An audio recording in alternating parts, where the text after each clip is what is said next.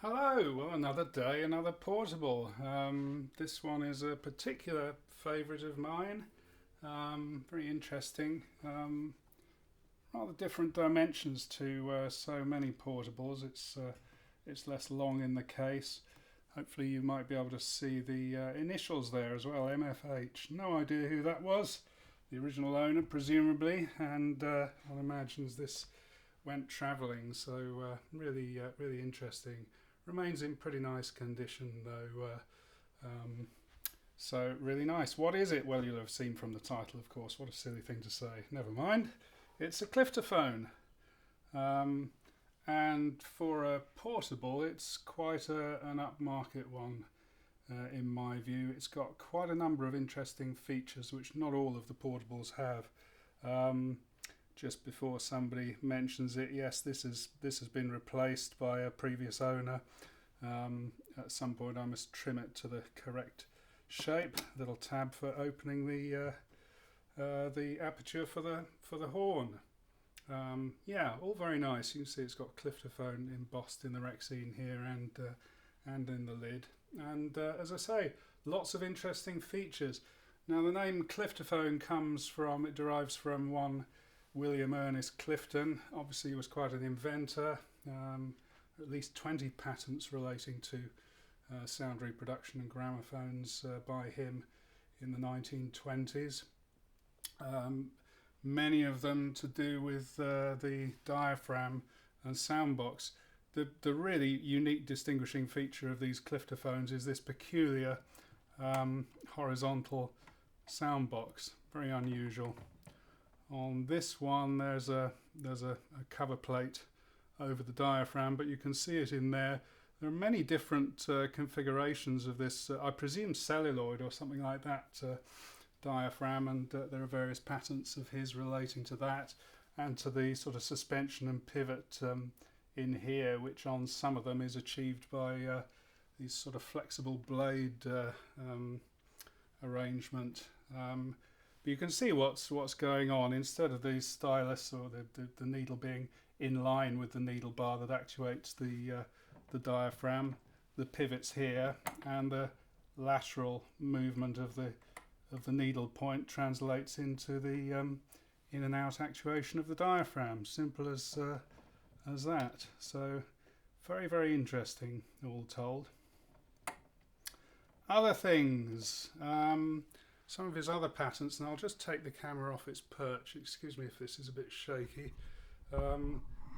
relate to the horn. And again, I hope you can see that in there, Cliftophone amplifier.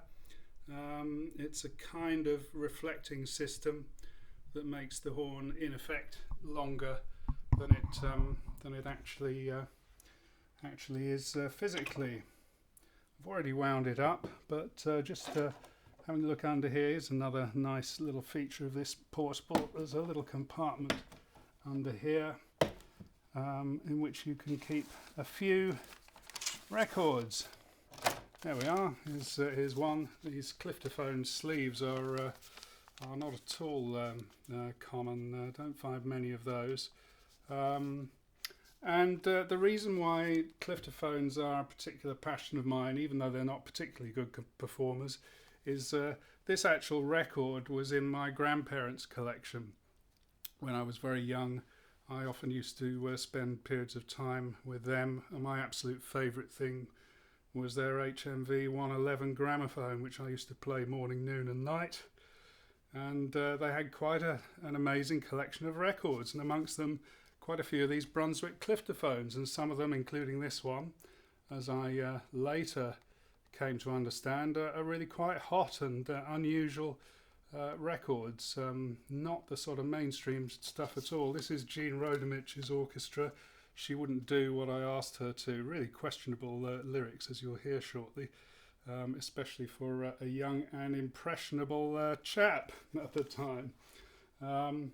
Yeah, another area of Clifton's patents were needles. We've got some here. These are relatively unremarkable spearpoint needles. I've got one actually in there already, but this lovely, I don't know if you can see that, this lovely image on this packet a colour version of that appears in the lids of the larger Cliftophone machines. And we've also got an interesting auto stop. I'll just try and show you that a bit more. So you've got two brakes here. One is the manual brake in this direction, simple as that, and the other is I can't actually push it over there, but if I'll demonstrate how this is set. But that's the automatic one. Let's just put that back on there. So yeah, that automatic brake is set. There's a sort of a friction plate under here. Let's put the arm back on its rest. So from there, it can travel to there before it meets friction, or to there. And so you swing the arm over. Let's just leave that there for a moment. Put a record on.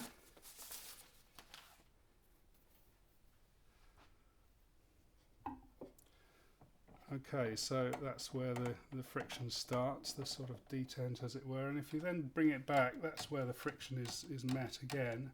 If I just take it to just after where the runoff starts on the record, that's then set. So let's play this record. A little bit of a rough start, but it does settle down. So it's amazing to be playing one of my grandparents' actual records on a gramophone of the same brand.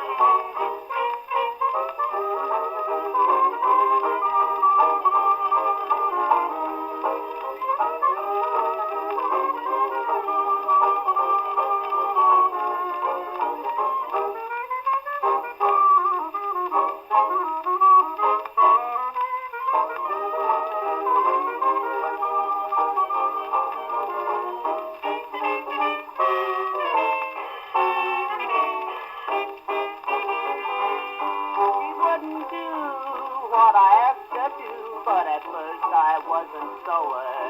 She wouldn't do what I asked her to, so I asked her just once more. She wouldn't hug or kiss, she wouldn't hold my hand, she wouldn't even let me buy a wedding band. She wouldn't do what I asked her to, so I boxed her on the door.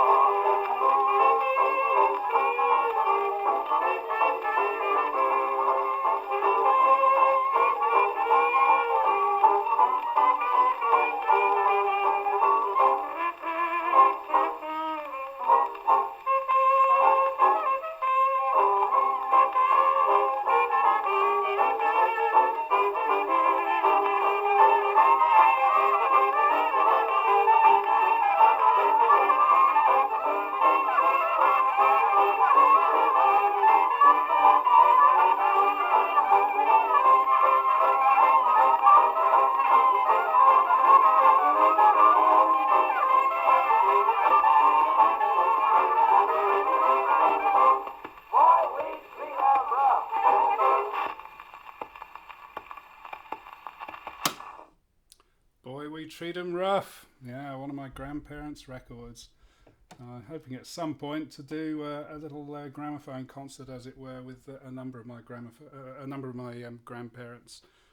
records on several machines, including their own HMV tabletop. Thank you, and cheerio. See you again soon.